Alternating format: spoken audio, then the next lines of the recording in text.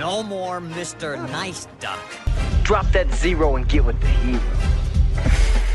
Excuse me? Greetings, Starfighter. You have been recruited by the Star League to defend the frontier against Zur and the Kodan Armada. And now, ladies and gentlemen, any further questions? Bar, yeah, please. For the first one who buys one, right? Souvenirs, novelties, party tricks. Apparently it's rusted junk and we're looking at it. Hello and welcome to episode 9 of Rusted Junk, where we look at the 1987 film The Untouchables, starring Kevin Costner, Robert De Niro and Sean Connery. I grew up in a tough neighborhood. Sometimes a reputation follows you. Robert De Niro is Al Capone. There is violence in Chicago, of course, but not by me and not by anybody I employ, and I'll tell you why, because it's not good business. Kevin Costner is Elliot Ness. I have sworn to put this man away with any and all legal means at my disposal, and I will do so. Sean Connery is Jimmy Malone. You want to get Capone? Here's how you get him. He pulls a knife, you pull a gun. He sends one of yours to the hospital, you send one of his to the morgue. That's the Chicago way. You just joined the Treasury Department, son. Everybody knows where the booze is. The problem isn't finding it. Let's do some good! The problem is who wants to cross Capone. Somebody messes with me, I'm gonna mess with him. You carry a badge? Yes? Carry a gun. Get your hands in the air! You're all under arrest. You fellas are untouchable. Is that the thing? No one can get to you? Hey, everybody can be gotten to. All right, then. Drive him to the station. Anything happens, you shoot first. You understand me? Well, I'll tell you one more thing. You got an all-out prize fight, you wait till the fight's over, one guy's left standing, and that's how you know who won. Just tell me, are you being careful? Careful as mice. I want to hurt the man, Malone. I want to start taking the battle to him. I want to hurt Capone. This man can finger Al Capone. This man can put Capone behind bars. Well, what's the matter? Can't you talk with a gun in your mouth? You're not approving the methods. Yeah? Well, you're not from Chicago. I want you to find this Nancy boy, Elliot Ness. I want him dead. I want his family dead.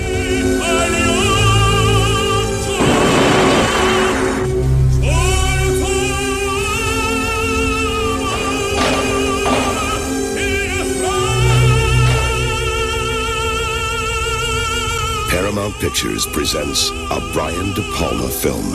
I have forsworn myself. I have broken every law I swore to defend. I have become what I beheld, and I am content that I have done right. You got nothing. Nothing. And if you were a man, you would have done it now. Never stop fighting till the fight is done. The Untouchables.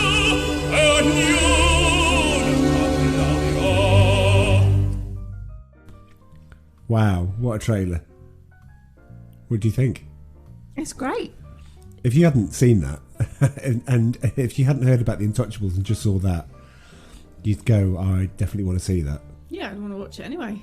We always say watch the trailer. Watch the trailer. Robert De Niro in it. Well, yeah. Well, it's got Kevin Costner in it, but we'll get to that. As who I prefer as an actor. We need to have a shout out, because I think that's the first trailer that we've done where it has the undeniable tones of Donald LaFontaine, who is the voiceover guy in a world full of danger. This is, and he's just... Who are you trying to be? Him, the guy, doing the trailer voice. I just think he's great, and I think he adds the gravitas to a film where, Kevin Costner is Elliot Ness, and you're like... Yeah, but loads of films do that. Yeah, exactly, and that's why he's famous. Anyway... We've got to get to the film. Crack on. We've got plenty to discuss. So I guess we start with our opinions of it. So what did you think? What's the thing? First of all, a mark out of 10, and then what did you think? Oh, a good 8. A strong 8. A good 8. Okay. Yeah. Liked it. All right. Any particular? What is Was it more of what were you expecting? I thought it'd be a bit more sort of gangster heavy. More like Goodfellas or more. Yeah, a little bit like that, or a bit kind of like what's the children's one that had Tallulah in it? And I have no idea. I like to think I know quite a lot of pop culture. But... No, it had the girl. Oh God, Jodie Foster, is it, that played Tallulah? Oh, in Taxi Driver. Oh, Bugsy Malone. Bugsy Malone. I thought it was going to be a bit more sort of. So wait a minute, you thought you'd like more gangster in it, but you'd like it to be more like Bugsy Malone, where they have pie guns. No, but like real guns. I thought it'd be. I thought it'd be like Bugsy Malone, but with real guns. Well, it's kind of 1930s, that kind of thing. Bugsy Malone with real guns is, drumroll, the Untouchables. Well, wow, it's not really, but. Well, there were no singing girls in it. Did you feel that the film was lacking singing girls? No, not specifically. Okay. Anyway, what I thought of Bugsy Malone with guns was, I'd say it's a strong 8 as well. There are things that annoyed me about the film. Yeah, they're just. I guess we'll get to that when we get into the film. In fact, no, I'll start it here. The thing that annoyed me is the soundtrack. So before we get into the film, and I know it was up for an Oscar, but I just think there were times where the music was absolutely beautiful and it really complemented the film perfectly, but there was times when it's just completely out of place. The start of the film made it feel like a crime thriller, and I mean it made it feel like a sort of whodunit, like, you know, Clue, or, you know. Which bit are you referring to? Right, am I watching Dick Tracy or what? I mean, I know it's Elliot Ness, but and then it would go into soaring, uplifting music that Ennio Morricone was famous for, and you're like, this seems out of place. It seems like you just thrown them the keys and said, I'm just off. I'm going for a weekend break. Can you just do the rest of the film? And then somebody else did it and go, oh, all I've got is notes. I guess it sounds a bit like this then. And it looks like there's 2 soundtracks in the film, and that annoyed me. That busted it down a mark. Oh. Yeah. I wasn't really paying that much attention. Because having not seen the film before, I was more engrossed in the fact that I was absolutely shocked at the first part with the girl. Yeah, that's quite. We'll get to that in a moment. Yeah, that was like, wasn't expecting that at all. That's quite horrific. Well. But there's quite a lot of violence, I thought, in the film. Not enough, apparently, for you, because you want a sort of Goodfellas rather than a... Well, no, there's... Where the violence is in it,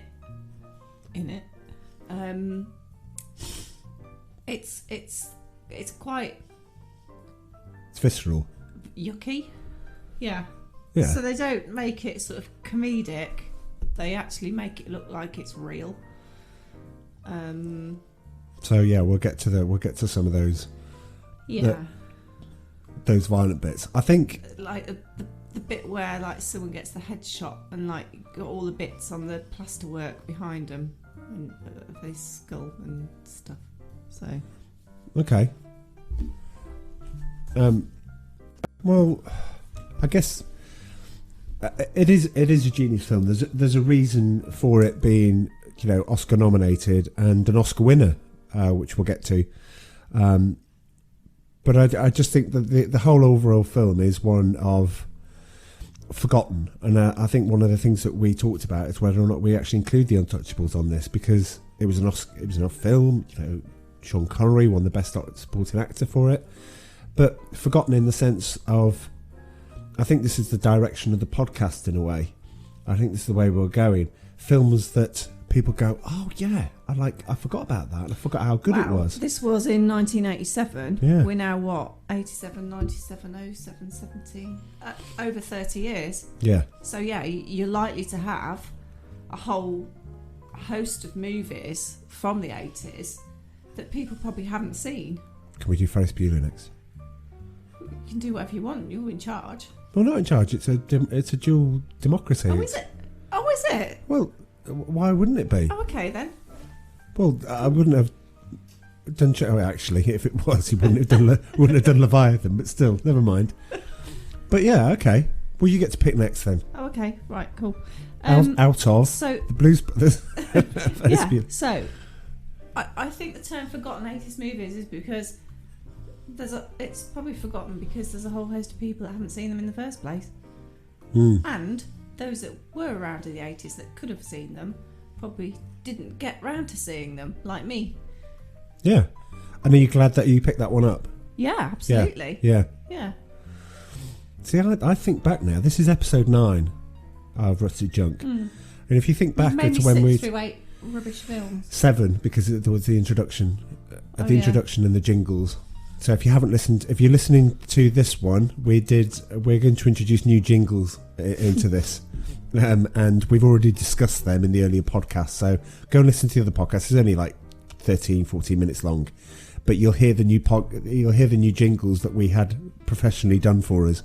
Are we using them in this podcast? We are, yeah. Oh, great. Yeah, I've got to leave a gap for it. I've not done this before, but we've got to kind of leave a gap when we do it. You can splice them in. Actually, that leads us neatly into it then. So, right, okay. Well, here we are for roll call. Roll call. Okay, well, that was roll call. What do you think of the new... Does it fit? Yeah, it's all right. Yeah? Okay, well, I kind of like it. It kind of fits with it. All right, then. All right. Right. So, the roll call in this. Of course, we'll get to these people in a minute. We have Sean Connery, Kevin Costner, Robert De Niro and Andy Garcia. But I'd like to start with one of the other member of the Untouchables, Agent Oscar Wallace, who's played by Charles Martin Smith. So he is in the film. He's the accountant, basically the person that's looking through the books. And throughout the film, he's like, "Do you know that Al Capone isn't paying his tax? Do you know Al Capone isn't like a sort of reminder every so often? Just to let you know, he's not paying his tax." 20 minutes later, "Have you seen through these books? I don't know where his money's coming from. I don't think he's paying tax in this." It's like, honk. Massive. There's a massive clue here. If you haven't watched The Untouchables and you don't know what happens to Al Capone, it's kind of like letting you know what's going to happen at the end. So I don't think it's a spoiler alert for something that happened in the 1930s Chicago. But yeah, Al Capone doesn't get done for being a gangster. He gets done for tax evasion. And I did not know that. Wow. Okay. Anyway, back to Charles Martin Smith. He got shot. You thought Al Capone got shot? Yeah. Okay. I'm sure if I knew my gangster films or gangster things, I'd say it's Babyface Rooster or something like that. I mean, I don't know. But maybe he did get shot. Maybe he's a real gangster. Maybe he did get shot. Maybe it was Tallulah. Tallulah. Anyway, Charles Martin Smith has a pipe in this film. Okay. But this is just a weird thing to understand, right? In the 80s, Charles Martin Smith played the same person. So when you saw him in a film, he kind of played the mild-mannered, oh, this is all a bit sort of new to me. I just was doing something over here, and now you're making me do something over here. And he played that sort of mild-mannered so style. he's typecast a bit like Bill Murray then? Oh, how dare you? No, he is. Bill Murray plays the same What do you kind mean? of thing. What do you mean, Bill Murray? We've had this before, Yes. but Just right. saying. So Bill Murray plays. Sorry, what does he play every time? It's like a hapless kind of. Hapless. Yeah, kind of hapless and kind of, Well, do you know what? Sarcastically funny in an American kind of way, and kind of trying to be cool and. Okay, maybe we need to do Mad Dog and Glory, where he stars in that. That is a great film where you'll say he isn't typecast. In a way, a bit like when Adam Sandler did a film called Punch Drunk Love. And he'd done comedies all the time. He did Punch Drunk Love, which is absolutely incredible, but just shows a different side to Adam Sandler, which you don't see again until he does like later films and more recent films, which some of which have been a bit more serious. I think Funny People was one of them, where he played a comedian. Anyway, back to Charles Martin Smith before we get to that. So he was in a film called The Expert a year later. 2 years later, which starred John Travolta as and I never know how to pronounce his name, Ayre, gross. It's like Argross or Argros or whatever. I don't know how to pronounce it because I've only ever seen his name and all the stuff. If I showed you a picture of him, you go, oh, him. Oh, he's been in loads of stuff. Yeah, I remember him in like something. Anyway, that's who he is. The premise of that film is John Travolta and Argos are starting a nightclub in Los Angeles. They're hit over the head or drugged, I can't remember. And then they wake up in this fictional American town. What they don't know is that fictional town is a training ground for Russian spies. It's actually, they've been transported to Russia, and they're in Russia, and they're by gunpoint, they have to say, teach all these Russian people how to be Americans. And so John Travolta does. And I guess this was John Travolta when he was yet to do his Pulp Fiction comeback. This was the bitty stuff that he did in between. You know, he did films like did the sequel to Saturday Night Fever, which was Staying Alive. I think that was like 83 or something like that. So there's all these bitty things that never quite got to the heights of Grease or, you know, the John Travolta era. Then he makes Pulp Fiction, and then he goes into making stuff like Michael and, you know, all the stuff from there. So, but John Travolta's wife was on the film, and she was one of the Russian spies. And they met on the set of The Experts, and they're later married. And he's still with her today. Okay. Yeah. Right. All right, okay. Thanks. Okay. But anyway, so if I said to you, right, let's start with the Oscar winner, shall we? Let's start with Sean Connery. If I said to you, Sean Connery, your best moment of Sean Connery, go. Ever. If the first film that comes to mind might be the film that you actually like him for. Did he play James Bond? He did. Yeah. Did he play James? One of them then. Well then, I'd put aside 20 minutes for that encyclopedic knowledge of Sean Connery from there, but looks like we've done that in just under 19 seconds, so hooray! Well, so I think he was James Bond. That's Sean Connery's legacy. Yeah. So when he will unfortunately pass away at some point, the outpourings on Twitter won't be, I think he's the guy that played James Bond. A few times. Right. How many times did he play James Bond? Oh, that's a very good question. It must be 11, I think, because he did the guessing? the last Bond film he did was Never Say Never Again, which was a remake of Thunderball, which was pretty pointless in the whole grand scheme of things. But yes, oh, here we go. She's reaching for a phone again. Is any reason? Do you want to find other Sean Connery films? I have other Sean Connery films. You don't have to look up things. This is a shout out to Joe Hogarty, who I know listens to our podcast, who does another excellent podcast, the Nerd Alert podcast. So a big shout out for that. Surname. Who? Sean Connery. I thought you meant Joe's. Yeah. Right, okay. Sean Connery. Yeah. C-O. Yeah. Double N. Yeah. E-R-Y. It's just one R then. Otherwise that'd be Connery. Yeah, it's Sean Connery. I can't believe you're doing this. I might actually cut this out because this is slightly embarrassing. But anyway, shout out to Joe, Nerd Alert, and Jack and Taylor. 7 films. 7 films. So his last film was Never Say Never Again. Bond film. Yes, 1983. Yep. And his first film was Dr. No. 1962. There you go. Oh, okay. Well, then my Sean Connery... there was a big gap. From between what? Between the last film and Never Say Never Again? Massive gap. Yeah. Yeah. Diamonds Are Forever, 71. Yeah. And Never Say Never Again, 83. Does that mean there was no Bond movie between 71 Yeah, of course and there 83? was. There was Octopussy and For Your Eyes Only and Moonraker. Roger Moore took over. And then James Bond came back. He came back for a very poor remake, Never Say Never Again. It really is dreadful. Oh, okay. But yeah.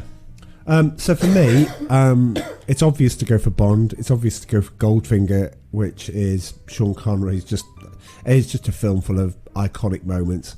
In reverse order, I'd have to say The Rock. I loved him in The Rock with Nicolas Cage. What? As in? The film The Rock, about The the Alcatraz. The Rock. Okay. Yeah. Not the film with. Indiana Jones's dad, of course, in Indiana Jones and the Last Crusade. Wonderful. That's quite funny. Really good. I kind of liked watching those films. The content of the film was pretty rubbish, but the dynamics between Harrison The content of the film was rubbish. What, Indiana Jones? Yeah, the last one. The crystal. Oh, the crystal skull was dreadful. It yeah, was terrible. Yeah, I know. We're talking about the Last Crusade, though. Yeah, but where you have the kind of dad and sort of Indiana relationship. Yeah, it was good. It was good. It was really good. But to my mind, I'm sorry. Well, I'm not sorry at all. My favourite Sean Connery performance has to be Hunt for Red October, which to my mind is pretty much about as perfect as it gets. Certainly out of the Jack Ryan films, it stands head and shoulders above the others, and Alec Baldwin as Jack Ryan. Do you know that Sean Connery's last film was in 2003, and then he stopped. He just basically said, "I'm retired. I'm not acting anymore." He hasn't made a film since 2003. And the last film he made was a science fiction sort of fantasy, sort of steampunk type thing called The League of Extraordinary Gentlemen. Oh, I can't remember that. Yeah. I can't remember the character he played. I should have looked that up. But yeah, that's the last film. That's the last actual film. He's done voiceover since then, but only a couple. Okay. But anyway, so on to De Niro. Well, the films we could choose with De Niro: Meet the Parents, The Adventures of Rocky and Bullwinkle. I mean, where do we go with De Niro? Joking. Although he did make The Adventures of Rocky and Bullwinkle. Yeah, not a high point in an otherwise illustrious film career. So if I said to you, this will be easy. If I said to you De Niro, favourite De Niro. I don't know actually, because I quite like a lot of them.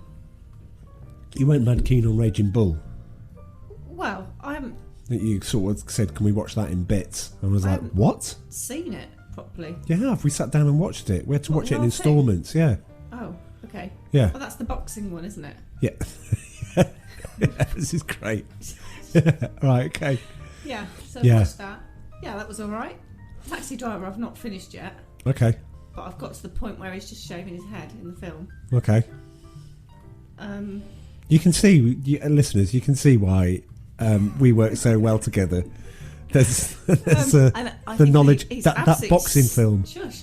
I think he's absolutely stunning in The Godfather. Yes. Yes. And, Part 2. Yeah. Yeah. And of course you knew that. the blank look. We should do a YouTube channel just for that look. And the I think you're latest right. one, The Irishman. I'm actually really enjoying that. Yeah, I've still got the rest of that to watch. Oh, I had to do that in instalments. It's quite a tough slog. It's over 3 hours. It's well over 3 hours. Yeah. So I've got the last 40 minutes to watch. I didn't realise that was actually based on a true story. Yes, because obviously Jimmy Hoffa.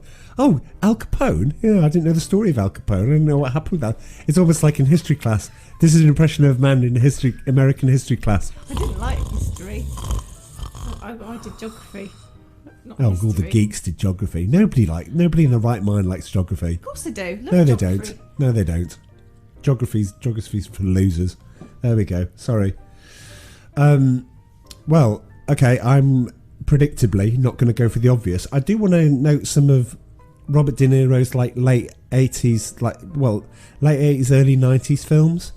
So I picked 3 out. In fact, I picked 4 out. So starting with Midnight Run. For all those people who love movies, everybody knows what Midnight Run is about. I think when we first saw it, we thought, didn't know they could fit that many F words into a film. I actually didn't know that was possible. Still to this day, it probably holds some sort of record, but maybe I think Casino might have overtaken that.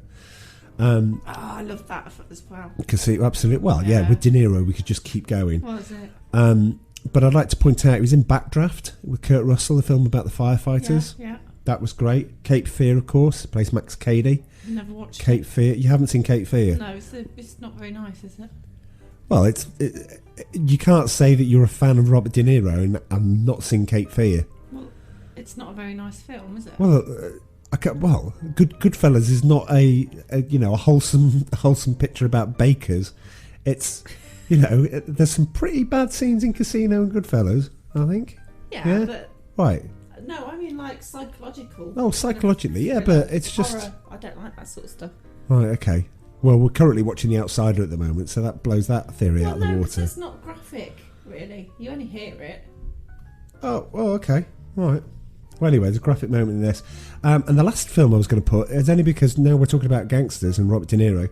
A Bronx Tale, where that was switched around. So De Niro plays the father that's worried about his kid getting in with, I think it was Chaz Palminteri, who played the bad guy in that.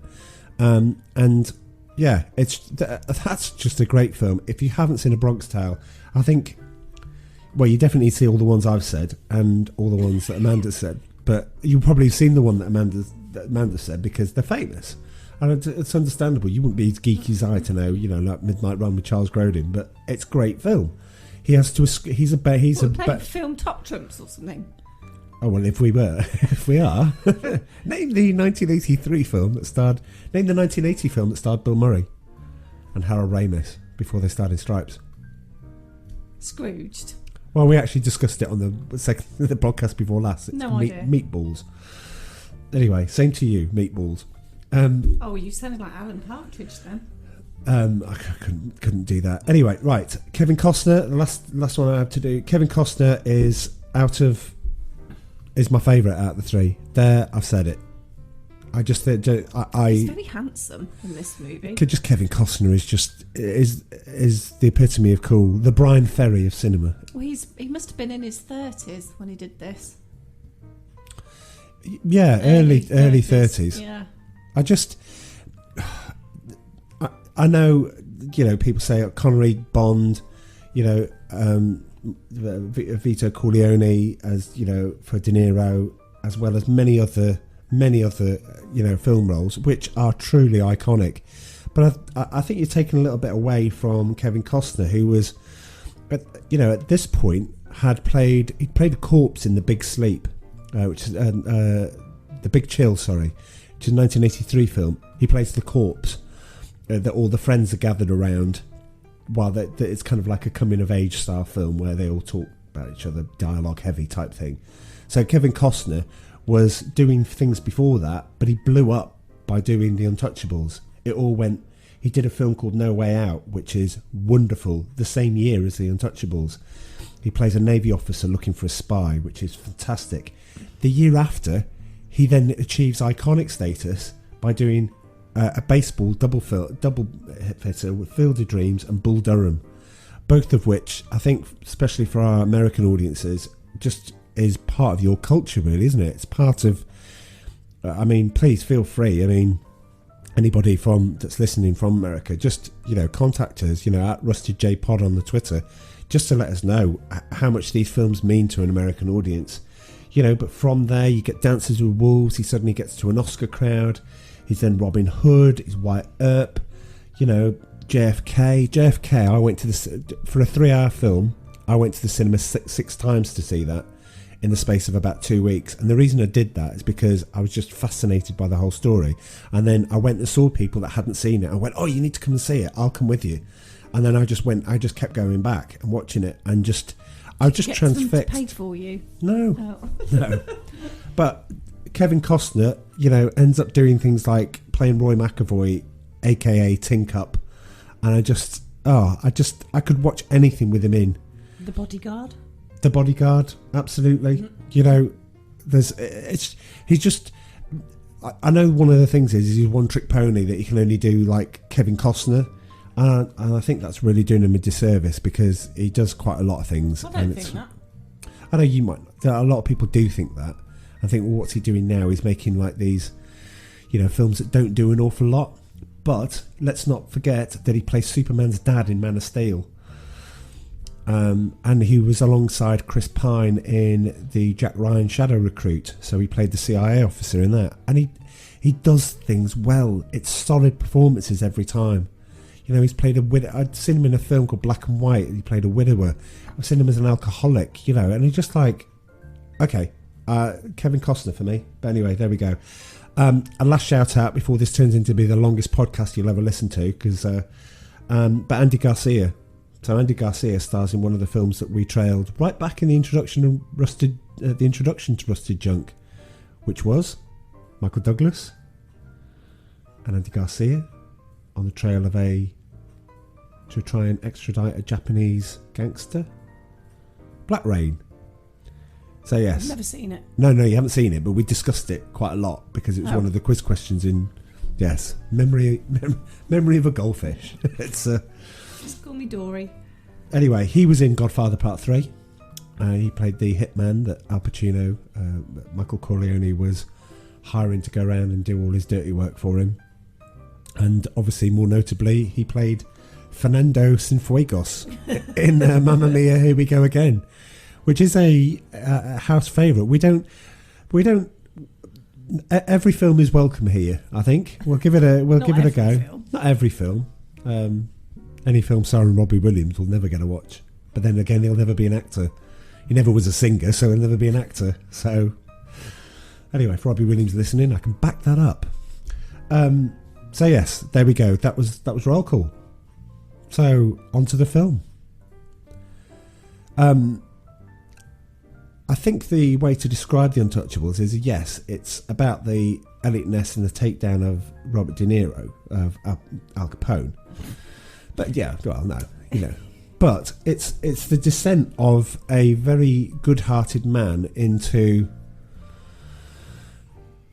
I don't know, it's not depravity. I don't think that's the thing. At all. It is a descent. He starts out as the most wholesome person in the world, and in the end, he's actually questioning his own morals and committing acts which are probably against the Elliot Ness that you meet at the start of the film. Yeah, but he's got to fight dirty because that's the only way he can fight. Because the law-abiding police officer, as such, probably won't be able to achieve what needs to be achieved. And that's the bit that because of the power that Al Capone has over the whole sort of authority of policing and everything else, business, whatever. He's got his fingers in all the pies and like paying off all the bent judges and district cops and different things so that he can just continue doing what he does. Do you think I think this is a good story to pick to do this particular story. I think it's a good story to tell, to see where America was in the 1930s. Prohibition. I mean, you couldn't imagine that now. What? No alcohol at all? No alcohol at all. Absolutely not. How would you function? How would I function? But anyway, talking at the start of the film and talking about Capone's reach, it's a very good shot. The first line that you get is, "It is the time of Al Capone." The cinema opens up and the first shot is of Al Capone being interviewed. It's basically like an interview with the press fawning all over his every word because he is the main person in Chicago. He's the number one. It cuts from that sort of slightly menacing but probably quite jovial scene in the grand scheme of things in the film. It cuts to, I'm not doing anything wrong, I'm a businessman. Cuts to people being, a shopkeeper being extorted. The guys come in, the shopkeeper goes, "I'm not buying this. I'm not gonna do this." It's the beer wars, wasn't it, or something? Yeah, basically they wanted. I think it's some sort of protection racket that they wanted. They basically said, pay us the insurance, otherwise something will happen. There's a girl skipping in there. She's with her family, and there's a guy at the bar who seems to be minding his own business. But when the owner goes, "Get the heck out of here," type thing, "I don't want your thing," the guy leaves and goes, "Well, you'd be sorry." The guy that's at the bar gets up and leaves his bag there. To which the girl goes, "Hey, mister, hey, you forgot your bag." Well, boom. And that is quite a scene. I mean, for a film that's not going all out, all out on gore and all that sort of stuff, that scene sets the tone and goes, you've just seen the nice jovial one that the press fawn over, and you've just seen what he's actually capable of. This is how he's doing it. This is how he's becoming this person that he is. So with that in mind, because this all happens, the Treasury appoints a new task force, and the man for the task is Elliot Ness, played by Kevin Costner. Is that actually his real name?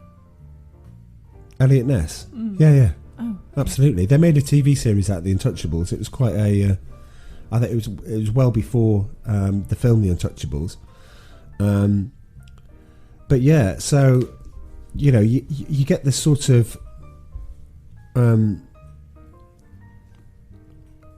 Once he's introduced, once Elliot Ness is introduced to the press, it's like, are you ready to meet the men? Like, the flying squad and so often, and you kind of like, there's a tip off, and we've got some, we know where these things are. So he masses all of these, his new squad, his new treasury like flying squad, in order to go and raid this warehouse where he thinks everything is. The tip-off he's got is all the liquor cases have a maple leaf on them.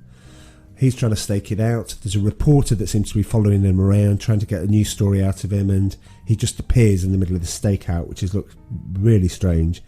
They have a snow plough which has a massive thing on it, and they batter this warehouse down in order to do it. He shouts out an Elliot Ness-ism, I suppose. Let's do some good. And you've got, basically, they find nothing. All that's in the cases are umbrellas. And as he opens the umbrella, the photographer takes his picture. And obviously, that's the picture that makes the front page the next day, which is basically, embarrassing for his new task force. It's quite clear that there is a mole within the organisation, One of the pieces of trivia, by the way, is that every cop that drinks alcohol in the film, I know I'm skipping over to trivia time, gets shot, gets killed. Every police officer that you see taking a swig of alcohol gets killed. I don't know if that's one of those intentional ones, or it just like a real trivia buff had gone through and gone, drinking alcohol's bad, and every cop that does it. Because Elliot Ness had said, if we are to uphold the law, nobody is allowed to drink. I know. How would that go down these days? Exactly, with the coppers. And so you've got Elliot Ness, who's like looking at the newspapers, feeling, like nothing's going his way. He's leaning over a bridge, and it reminded me of a shot from It's a Wonderful Life, when George from It's a Wonderful Life is feeling like everything's going wrong, and he wants to throw himself in the bridge. And I'm like, wait a minute, you've only done one where you haven't scored. Yeah, don't worry about it. But he's the headline was Crusader cop busts out or something. But he meets Sean Connery, and Sean Connery plays this beat cop that's just walking along, and they start to have a conversation, and Connery's and Kevin Costner's just giving him sass because he's in a really bad mood, and Sean Connery's like giving it back and basically going, you need to be a bit harder than this. You need to have more resolve and things. So Costner basically says to him, well, I'm having a small group. Why don't you come and join our group? And Connery's like, I don't want to do that. Next thing you see is he takes the newspaper, he takes out Crusader cop, busts out and puts it on his wall. And I think that's quite iconic, that bit, because you don't know what that wall's going to be like. What did you think of that, where he starts putting the newspaper cuttings on his wall? Well, they posted it on his door, didn't they? In a sort of like jibe at him. Yeah, I think. And he takes it off. He takes it off and sticks it up on his wall as a motivator. Absolutely. So, the thing about the early part of the film is, I know this is like Brian Palmer's direction, but it's sort of like scene, cut to something else, scene, cut to something else, scene, cut to something else, and it was quite jarring, I think, the early part of the film, but I guess that's just me. But anyway, Kevin Costner is determined to have Sean Connery on his squad. He visits him, and he said, look, if you come to me like 10 years and £20 ago, I would have joined you, I would have joined the group. But he gets back to the office and nothing seems to be going his way. Everyone seemed to be giving him... He meets the accountant for the first time, who's in the office and looking through the books. And then Sean Connery appears and basically says, I'm not talking in here, we need to talk. And they go to a church, and that's one of the famous scenes. In fact, there's probably two famous scenes in the film, one of which is the Connery shot where he's talking about how they're going to get Capone. Yeah. which you would have heard in the trailer. Which, you know, if you want to bring in, you pull a knife, he pulls a knife, you pull a gun.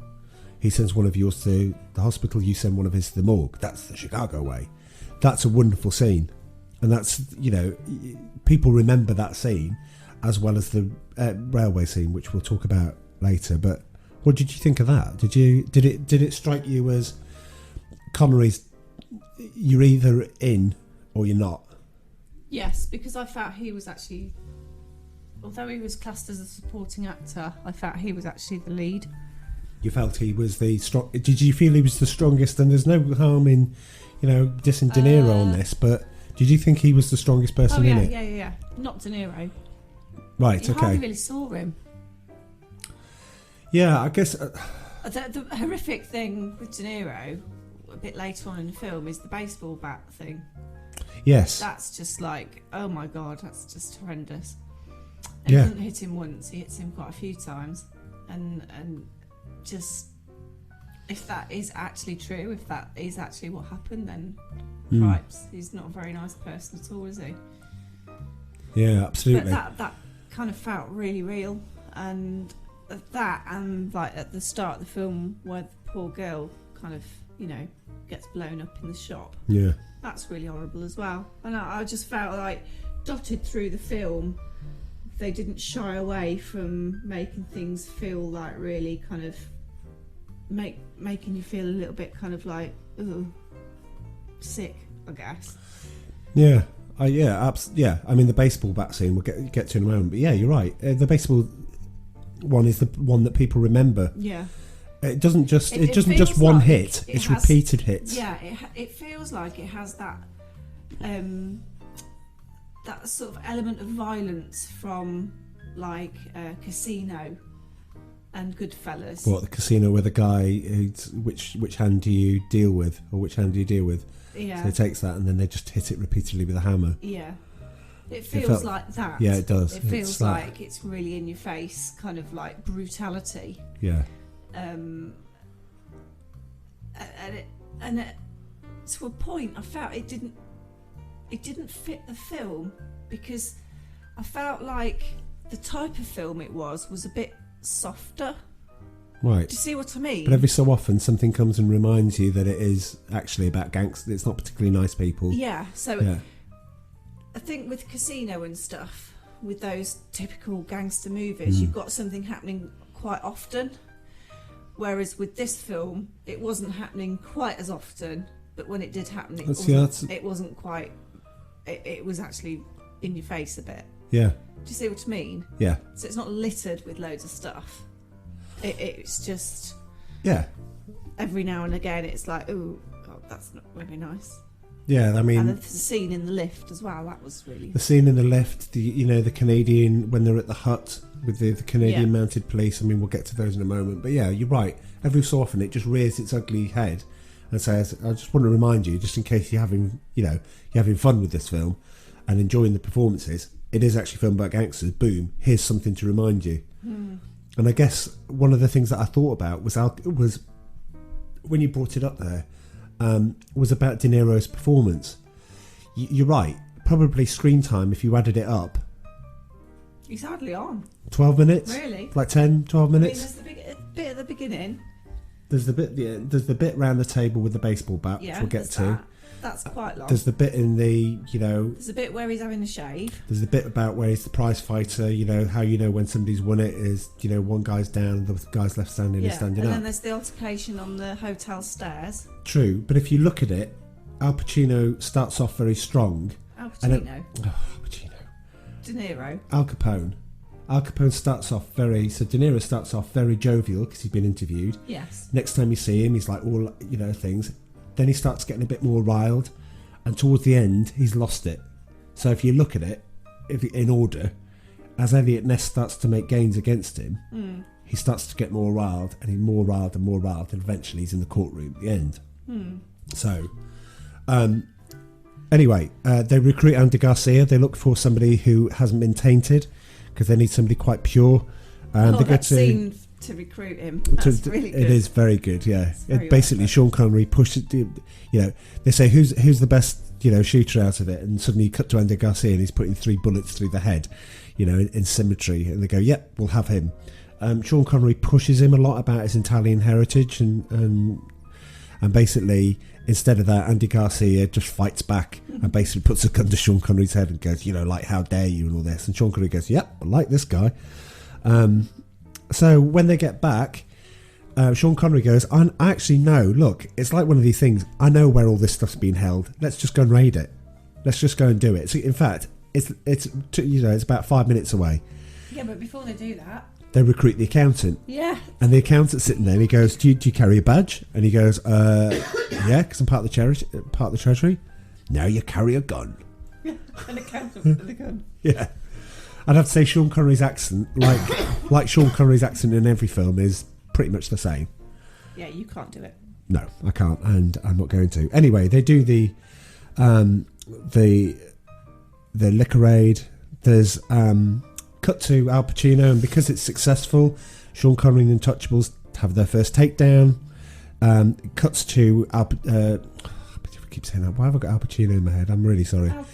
Al Capone. So we've got Al Capone, and he's walking around the table full of all of his squad, basically, sort of the generals, his head honchos.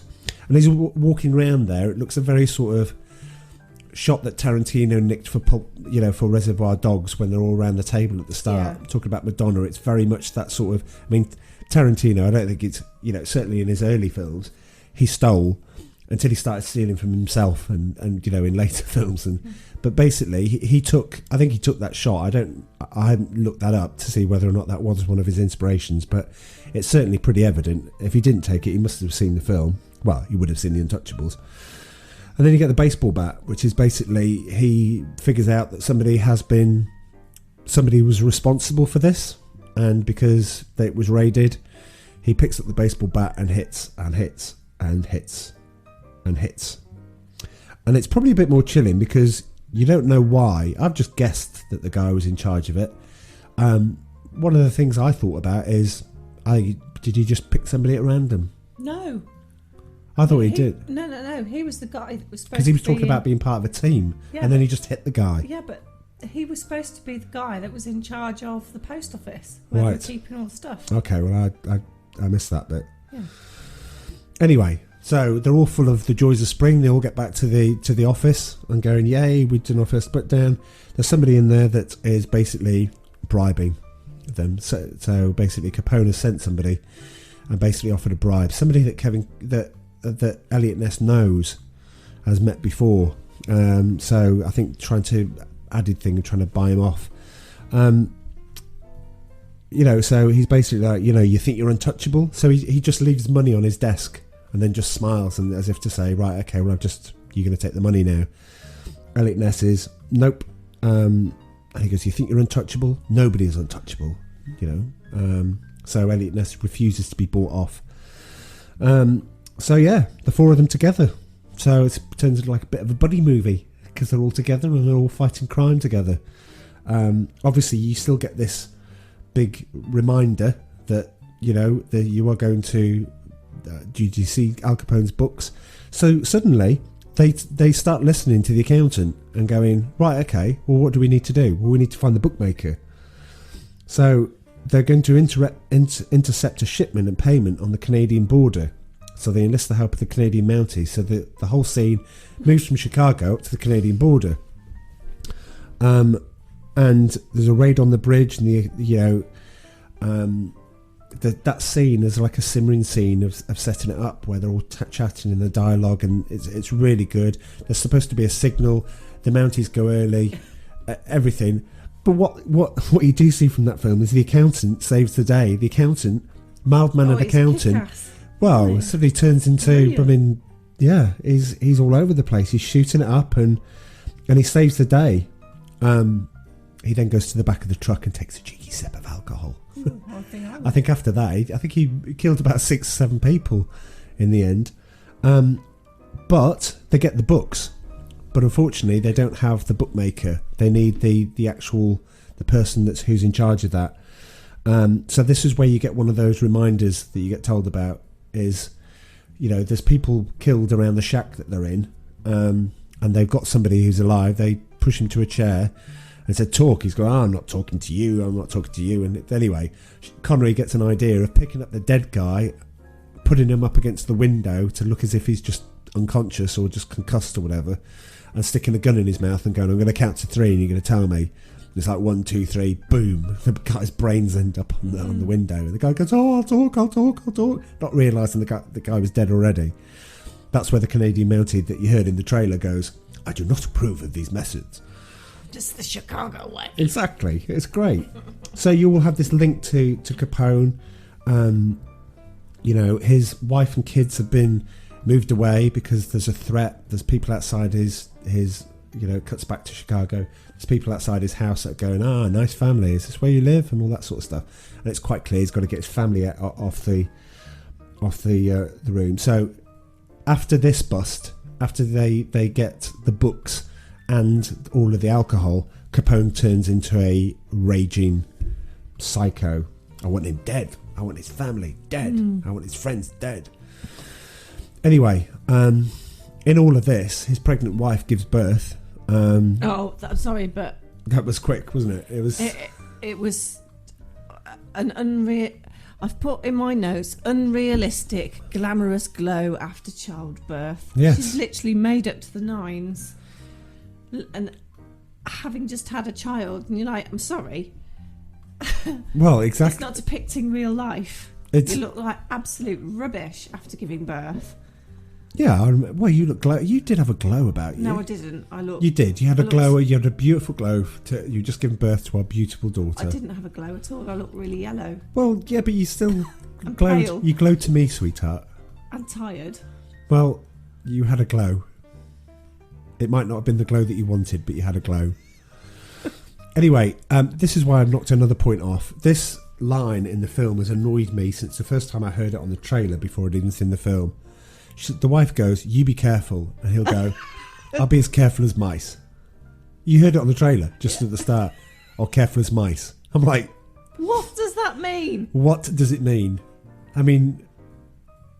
I don't know. I mean, in 1930s Chicago, were mice careful? It's kind of like one of these things that you hear. And oh, by the way, everyone was saying careful as mice back in the 30s. And I was like, well, where did that come from? Were mice particularly careful? Did they avoid certain things? Did they go and hang out and party in the sewers and not come out with the rats, hanging out with the rats? It's not like careful as rats. What are you talking about? No, but if the rats were going, if we go up top, we're going to get shot or stood on or run over or whatever. So we'll stay down here and we'll be really careful. But there's no cheese in the sewers. No, there's no cheese in the sewers. There's no mice in the sewers either because the rats would eat them. Yeah. So where were these careful mice? Well, maybe they had to be really careful because they couldn't go downstairs. They had to stay upstairs. No cheeses for us, mices. Anyway, yeah. So they back to the film after the mice interlude. You've got so there's a subpoena for Al Capone for his accountant. It's basically you need to be coming in for interview. You need to attend court date. You need to be. Is that an Americanism? It is, yeah. Okay. Didn't watch LA Law growing up. No. Okay. Didn't watch Murder 1. No. Oh, Murder 1 is just a great series. It's in the early 90s. It was like 93, I think. Oh, wow. Please check out Murder 1. It's great. I came across the word. Jason Gedrick from Iron Eagle's in it. When we first got together and you said, oh, have you seen The West Wing? I'm like, no. Oh, you must watch The West Wing. That's where I found those American terms like subpoena and. So you forgot The West Wing as well. I forgot. Well, I didn't know what it meant. No, but you watched The West Wing and we said, oh, the subpoena means they've got to appear in court. And then suddenly that information went into your head, went straight out the other side. I probably didn't ask you then. Because you used to put it on before we were going to sleep anyway. So so you just nodded and went, oh, that's fine. I'll just watch this too. Did you just watch it to amuse, to keep me happy, or? Well, no, I was kind of interested. Kind of? No, not much then. It was alright. Got into the storylines. Anyway, CJ doing the jackal. So we have the lift scene next, which is there's lots going on in the courthouse.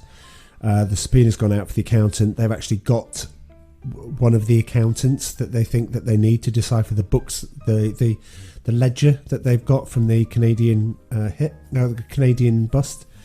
The Attorney General's there. She's the woman. Costner approaches. Is they go down in the lift.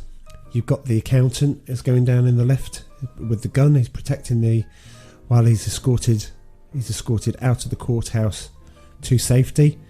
Unfortunately, there's a Al Capone hitman in the lift with them, and sadly, the accountant who had just had his heroism at the Canadian border gets shot quite violently as well. I mean, it is like a lot of blood in that lift.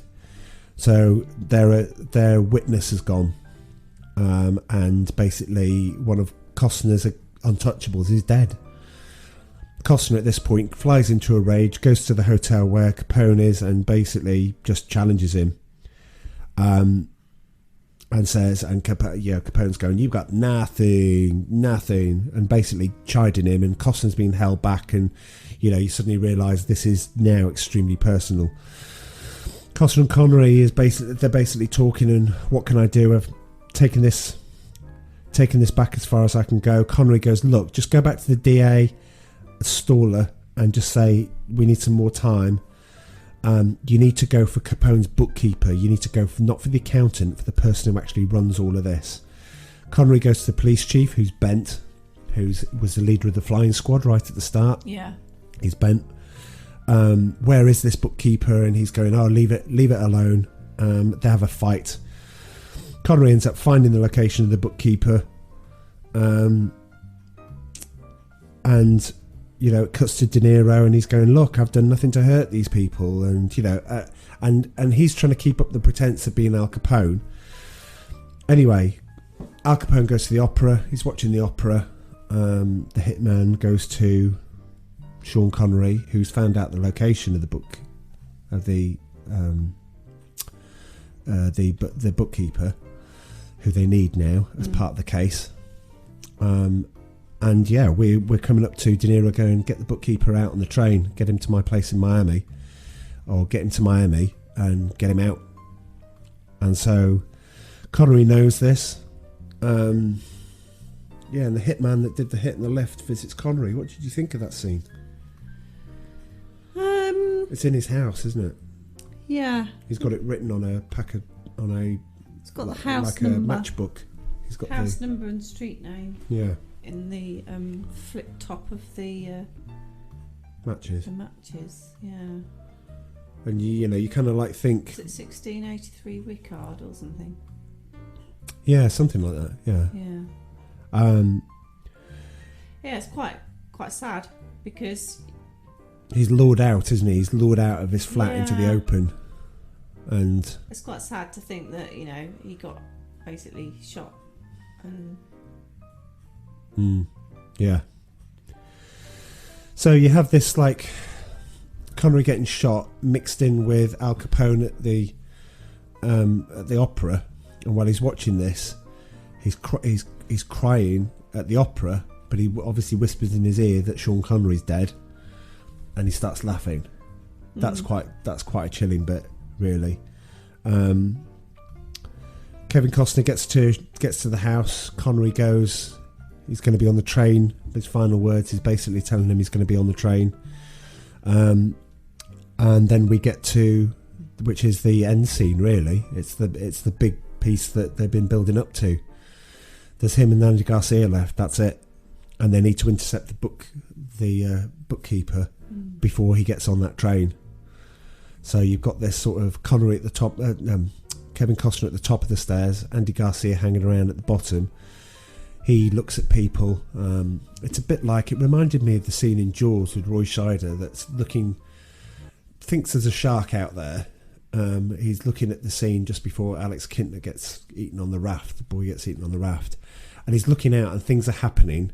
And you think, oh, there's a shark. So a woman starts screaming. Do you realise that her boyfriend's putting her on the shoulders and stuff? So there's all these things happening in the train station. They turn out to be nothing. But you get the most iconic scene because what happens is you've got a lady who's trying to juggle her luggage and pull a baby up in the pram.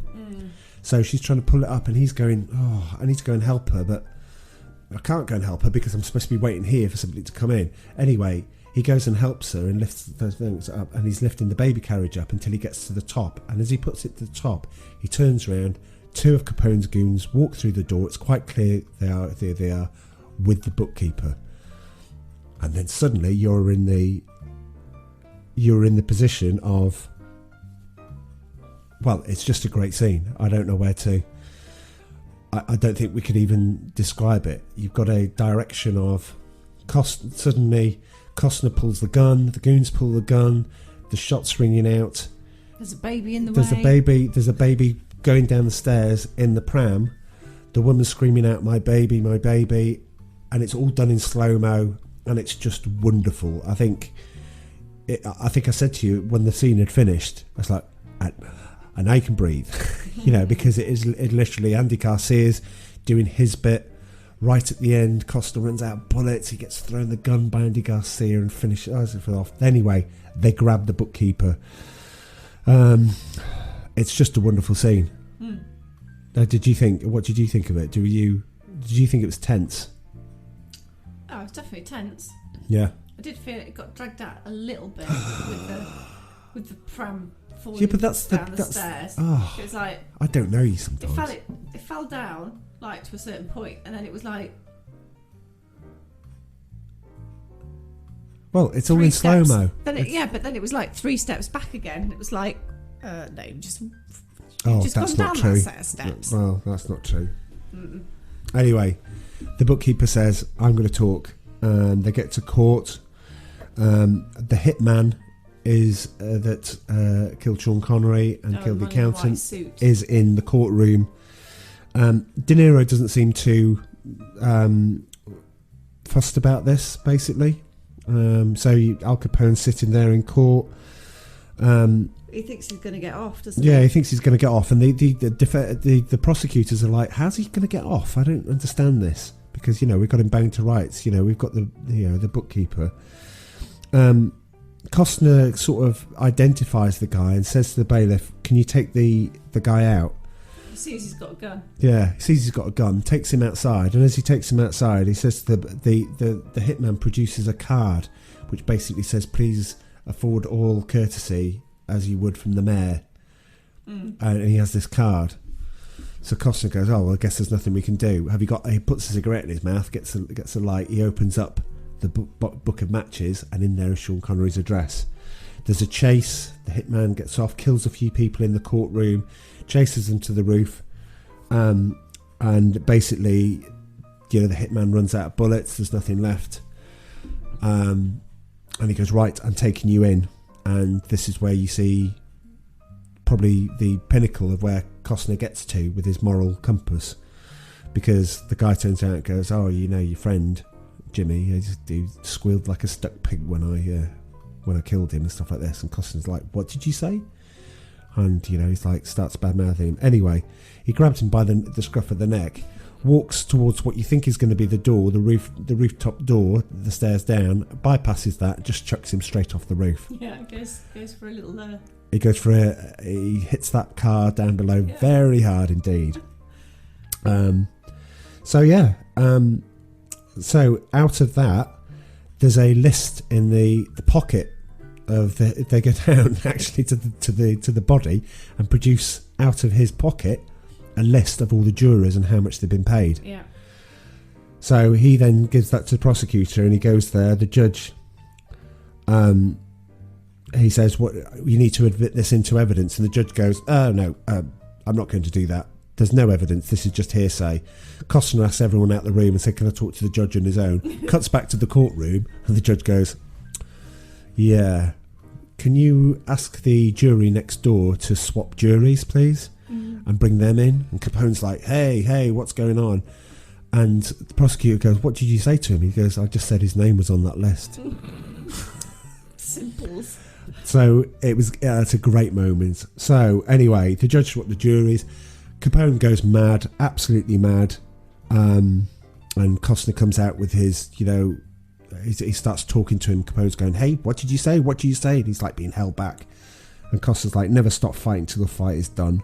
And then you get the headline: Capone gets 11 years for tax evasion. It's not much, is it? It's not much, but anyway. So yes, that's the Untouchables. 8 out. We both agree on 8 out of 10, which is great. Yeah. Now it's time for the last bit of our podcast. We'd love to know what you think of the Untouchables. If you remember it as much as we do.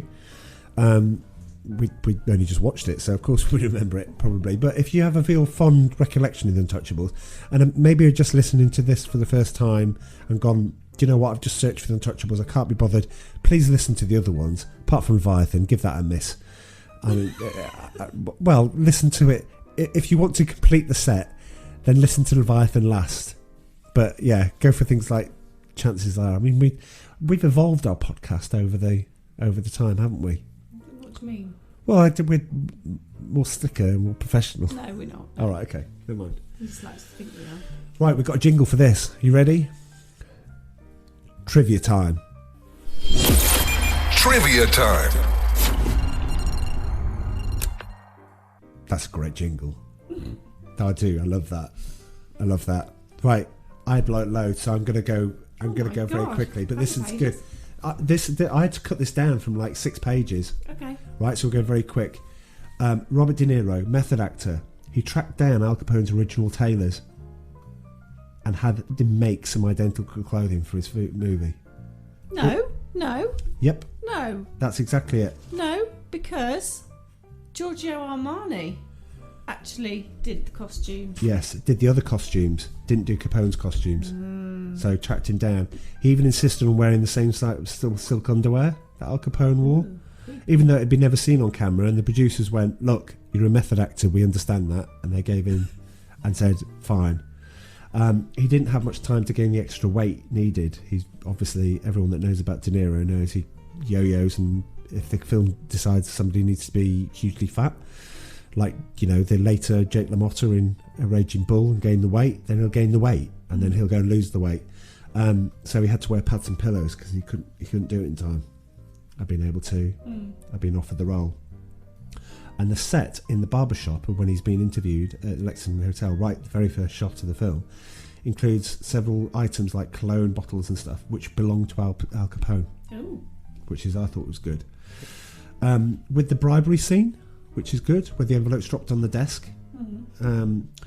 It's assumed to be a bribe, but the amount inside is never revealed. In real life, Al Capone promised Elliot Ness that 2 $1,000 bills would be on his desk every Monday morning if he turned a blind eye to everything.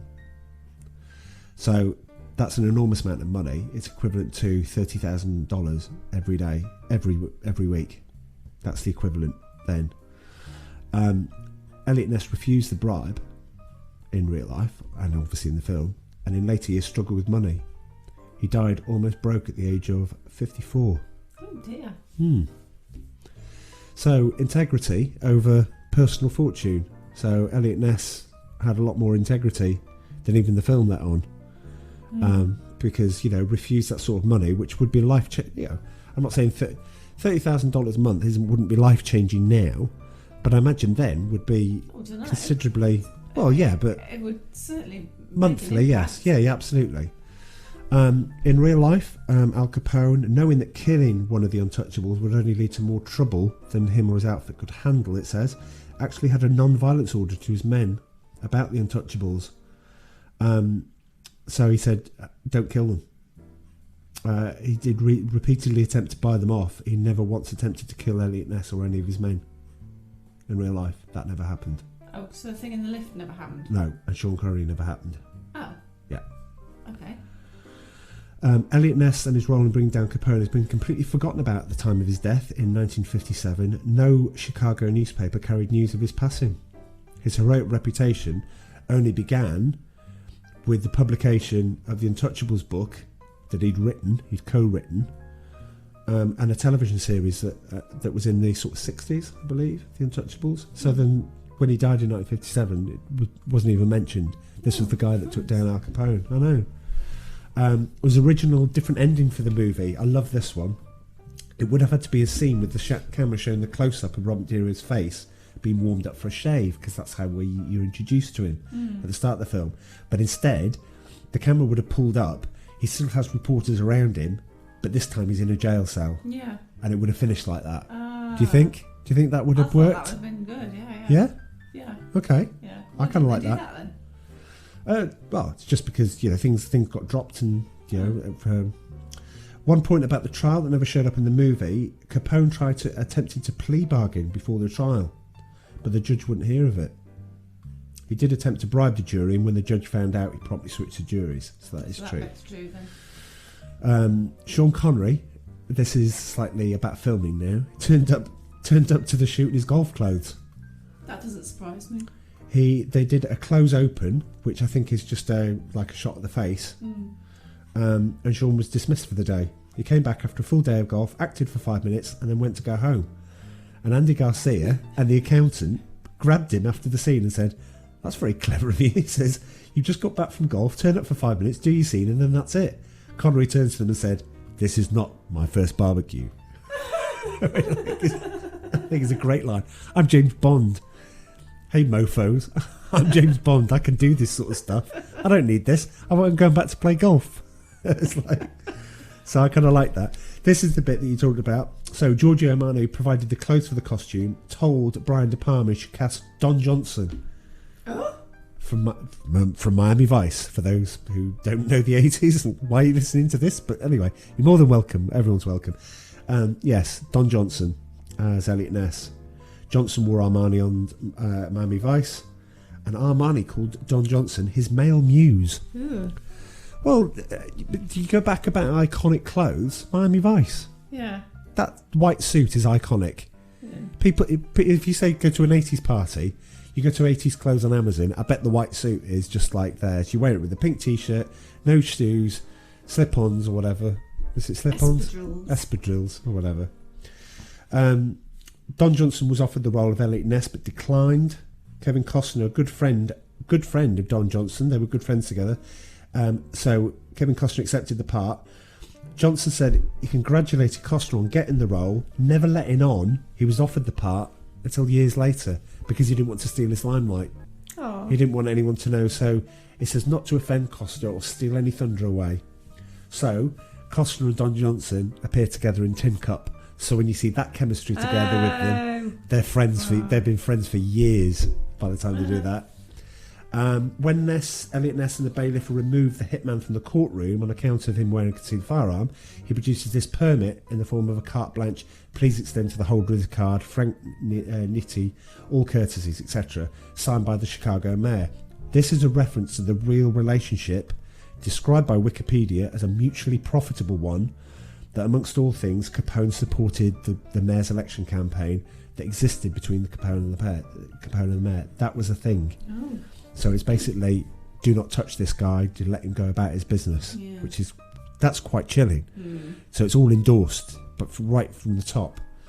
At the end of the film, the reporter asks Elliot Ness what they'll do if they repeal prohibition, what he'll do, and he goes, "Well, I think I'll have a drink." Elliot Ness did become a heavy drinker in real life and got involved in a alcohol-related traffic accident. I know, it's quite sad when you read stuff like this. You're kind of like, but you know, his achievement lives on in this film. Anyway, from a casting point of view, I thought we're nearly at the end. Trust me, I know this might be the longest podcast, but we're nearly at the end. But I just think these are great. Marlon Brando refused $5 million for 2 weeks' work as Al Capone. $5 million. Ridiculous. I wonder what De Niro got. $5 million. It wouldn't have been $5 million. Well, he was taxi driver in The Godfather. Of course he would. $5 million. Well, that'd be an interesting one to know. We'll tell you in the next podcast. Oh, here comes the phone. Oh, now I thought you were going to get reaching for your phone to find it out. Brian De Palma, the director, also talked to Jeff Bridges and Gene Hackman. Jeff Bridges to play Elliot Ness and Gene Hackman to play the Sean Connery part. So, yeah. According to Brian De Palma, in the making of documentary, Mel Gibson was interested in playing Elliot Ness but couldn't commit to it because He was on a project that was going on at the same time, and that project was... What film was he making at the time? 1987. It's the one with Danny Glover. Yes. Love becomes a lethal weapon. Lethal Weapon. That's it. Oh, they're classic movies. Well, exactly. And, Mel, you made the right choice. Yeah. I'm sure you would have He catapulted set to himself up fame. there, didn't he? I don't think they're weird. You couldn't have Mel Gibson of Mad Max fame suddenly playing that. Mel Gibson playing Martin Riggs in Lethal Weapon is entirely in keeping with what Mel Gibson had been doing, Gallipoli and things like that. Jack Nicholson was offered the role of Elliot Ness, but he said no. No, that wouldn't have worked. And because he had success with Witness, they wanted the actual film company wanted Harrison Ford to play Elliot Ness. I could see that. Yeah. Yeah. What, Han Solo? Han Solo, Indiana Jones, I don't think and he'd bring his lightsaber. Deckard from Blade Runner. Oh yeah, suddenly playing Elliot Ness. Well, so from the steps scene. He just got Patriot Games later. Yeah, boo. That's the worst of the Jack Ryan films. And you like it. Sorry, I forgot to tell you. The one of many loves that Amanda has from Robert Downey Jr. and De Niro is... who's the other one I was just going to say? Sean Bean. Sean Bean. Up and at 'em. Simplicity from O2. Anyway, Sean Bean plays Sean Bean. Like Hugh Grant plays Hugh Grant. It's exactly the same. So the steps scene. So obviously with the baby carriage, when Capone's men are trying to smuggle the bookkeeper out of town, they're going to put him on board a train to Miami. In real life, Al Capone owned a luxurious mansion in Miami, and in the movie, the mob was just going to have him hide in the mansion under protection. It wasn't just a case of go to Miami and look after yourself. Hide behind the bookcase. Or something like that. In the original script, the gunfight had Elliot Ness and George battling Capone gunmen on a stopped train, actually on the train that was going to be heading off. But they couldn't afford it, so they said, "Well, let's just do it on the steps instead." So the idea was to have the shootout on the train. The bookkeeper makes the train. They're trying to search him on the train. Boom, boom, boom. Shoot out the train. The baby in the carriage at the train station was the stunt coordinator stunt. So the guy that did the whole stunt with it, that was his son in the baby carriage. They actually put baby in there. Yeah, yeah. While it No. downstairs? No. You see the baby in the carriage. You don't see it in. It wasn't like the takeoff in Naked Gun 33.5 where they skipped the whole scene on that. I know you don't like Naked Gun. Like it. All right. He then modified his battle on the train sequence that he had planned for the movie, and used it in the 1993 film Carlito's Way with Al Pacino. And so he actually ended up using it when he had a bigger budget. Right. So obviously he wins, he gets all the accolades for the Oscars. Brian De Palma doesn't need any introduction. So the last bit on that was the story. This is going to be a little quiz for you. You ready? So, go on. Sean Connery won his only Academy Award win was for The Untouchables. The only time he won an Academy Award for anything. Best actor. Is that an Oscar? Yeah, Oscar. The Academy Award, yeah. Okay, the Oscar there, I'll just call it. So, who did he beat in 1988? In fact, I don't know why I'm doing this quiz, because I suddenly realised I'd have trouble answering these. But he did beat Denzel Washington in Cry Freedom. Do you remember that film? Nope. You don't? Okay. He built Vincent Gardenia, who's in Moonstruck. Morgan Freeman, who was in Street Smart, so just at the start of his career. And Albert Brooks in Broadcast News, which is a great film. I haven't seen any of them. Best actor, Michael Douglas. What did he get his best actor for? Fatal Attraction. No. Oh. You would think that, because Fatal Attraction was up in that, but he got that for Wall Street. As good Gordon movie. Gekko. Good movie. Good movie. Greed is good. He beat William Hurt in Broadcast News, Marcello Mastroianni in Dark Eyes, Jack Nicholson in Ironweed, and Robin Williams in Good Morning Vietnam. Oh. Yeah. I still have to go with Michael Douglas, because Wall Street's just It's incredible. It's movie. incredible. Best film was out of, and it beat Moonstruck, Hope and Glory, Fatal Attraction, and Broadcast News. It was the terminally boring and incredibly not dull. Out of Africa or something. Nope, worse than that. The Last Emperor. Oh well. Dreadful. Wow. Dreadful. I've not actually watched it from start to finish, but there are some... Is that because you fell asleep, sweetheart? Is that because when you started watching it, you went, this film's not doing anything, and it appears it's 3.5 hours long, and I'm in the cinema. Didn't go to the cinema to see it? No. So you weren't going, oh, that's Best Picture, I've got to go see it? No, I kind of dipped in and out of it. I think it was on at Christmas one time. Yeah, okay. But there was some really nice movie scenes in it, like, landscape scenes. And, there were some great scenes in Out of Africa. Do you want to watch that? No, because my sister went to watch that with her boyfriend. It was their first date, and hadn't really realised what kind of film it was, and they were really, really, really, really, really bored and walked out of it. So just from that, okay, I've never watched it. All right. And never will. Okay, well, so in a bid that when they say the Oscars isn't reflective of popular films, so for example, Marvel films don't get a look in apart unless it's Black Panther, which was nominated for Best Picture. Why? I don't know. I'm not a fan of Black Panther. No, I couldn't finish I'm a fan of Black Panther, the superhero, as part of the Avengers, but I just didn't get a lot out of the film. No. And it's a shame because I was really looking forward to it. Are you ready? The best song. Okay. In contention was Storybook Love from The Princess Bride, Shakedown by Bob Seger from Beverly Hills Cop 2. Yes, this was the 80s.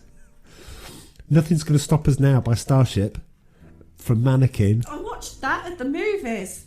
And Mannequin's... Oh, I went on a Mannequin. blind date. Mannequin we could do. Could we do Mannequin? Yeah, I'll do One Mannequin. day? Yeah, okay. Is that Ian Cattrall? Yes, and Andrew McCarthy from Pretty in Pink. Everything goes back to Pretty in Pink in some way, doesn't it? Really. All roads lead It's to... all a bit weird, though. All how roads he lead to John falls in Hughes. love with a mannequin, and it's like... Oh, I thought you were talking about Pretty in Pink. Bit grim, isn't it? You've got no mates. A little bit. So, Cry Freedom from Cry Freedom was one of them. But the winner from one of your all-time favourite films... The Muppets. Nobody Puts Baby in the Corner. Oh, Dirty Dancing. I've had the time of my life. Oh, that's great, though. Won Best Song at the Oscars. I can imagine that. So, who won Best Actress? Beating Holly Hunter in Broadcast News. That is a strong, strong, strong performance. Sally Kirkland in Anna. I don't remember that, but I do remember Sally Kirkland. Meryl Streep who was in Ironweed, so obviously Jack Nicholson missed out on Best Actor. Meryl Streep missed out on Best Actress. Glenn Close in Fatal Attraction. That is a fantastic performance. She's just one crazy lady. So who won? Out of all them? No. Oh. So who won for her... She's a singer? Whitney Houston? No. Oh. Me and Bean went to see her. Cher? Yep. Moonstruck? Yeah. That was the Cher. Absolutely. And Olympia Dukakis won for Best Supporting Actress for Moonstruck. So Moonstruck was pretty good. Oh, is that with Bob Hoskins? Moonstruck, Nicolas Cage. Which one am I thinking of? I'm thinking of the shoot thing. That's Mermaids. Mermaids, no. 91. Yeah, completely wrong film. Yeah. Beating Anne Southern in The Wells of August, Anne Ramsey from Throw Mama from the Train, Anne Archer in Fatal Attraction, she was Best Supporting, and Norma Alandro in Gabby, A True Story. Don't remember that one. No. Anyway, so yes, a little bit over time, but we got to the end. There was trivia time. So hope you like the new jingles. Hope you like the new sort of approach. And I hope you like the Untouchables. And if you're listening to this before you go and see it, then I don't say we've spoiled the film in a way. I think you might get away with this one because it's actually based in some historical fact. It is, but it's not that long. I mean, it's not. It's just two hours, just over 2 hours. So it's kind of worth it. We've not actually done what we normally do, which is have a discussion about what the next film is. So do you think we should have, I don't know, do you think we should run a poll or something? Nobody really reacts to polls, so... No, we'll just choose one. We'll just choose one. Yeah, we'll leave it as a surprise. Do we need another jingle for surprise time? Surprise! No, you're all right. I think we'll be fine. Surprise time. No, don't even go there. Come on, let's call it a day. Anyway, you can contact us at Rusted Junk. Just type that in, the Forgotten 80s Movies, into Facebook. We would love you to chat to us there. At Rusted J Pod on both Twitter and Instagram. We haven't done a lot with Instagram. We should have done, and we will do. I got up to broadcast number 5, episode 5. Okay. I don't. No one's following us, and if anyone's got really ideas hard about to like get podcast traction on promotion, I might have to go back to. So if you listen to the one about this where we chose the jingles, we went to a service called 5 Squid, and 5 Squid have, as they say, they'll do anything for £5. I know it sounds bad. It sounded bad on the last podcast. It sounds bad there and say it now. But one of them is, I will promote your podcast for you. So maybe we need to try that. I know our loyal, lovely listeners. I don't want to end up like with empty likes. Do you know what I mean? Like paid for. I don't want empty likes. I want people to interact with us. Just bumped up your likes numbers. If anyone, it's actually like almost like ghosts because they don't interact. They don't know who they are. Are they just paid to like your page? Don't know. Just I'd rather we have genuine followers than well, do you know what? We do have some genuine followers now. We do have genuine followers, and we've actually had contact with some of our genuine followers. Yes, we have. We had contact. We went to see the two gigs last week. We went to see the 1975, which I didn't want to see, but I came out of that going, my goodness, where have this band been all my life? They've been right there. Right there. And we went to see the Editors and walked out halfway through. But that's for another. If you want to know the story of that, contact us, and we will happily tell you what that was. We also have listeners out in the States. We don't know who they are, but we do know who some of them are, and that would be Jack McCarthy, Taylor Catcher, and Joe Hogarty, star of the Howdy folks. I wish I could do his voice is just incredible. In fact, they all are. But anyway, we have been invited onto their podcast. We have. We've got to arrange it at some point. So, you know what? I think we're doing some good because that is a podcast that I've followed for years. And I love it. I just love it. And just thought, those guys have a great rapport. They say we've got a great rapport. So let's share the love over the Atlantic and let's have it back. Let's sending out some love.